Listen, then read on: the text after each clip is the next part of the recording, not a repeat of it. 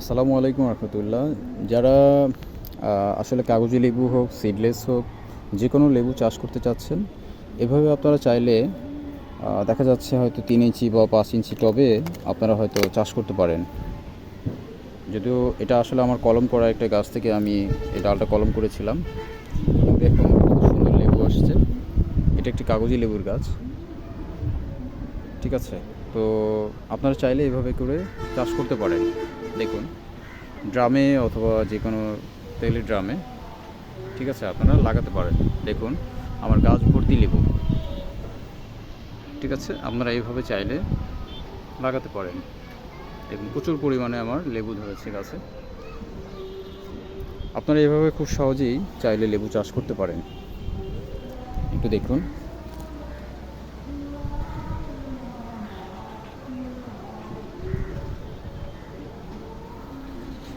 প্রচুর পরিমাণে কাগজি লেবু গাছ ধরেছে।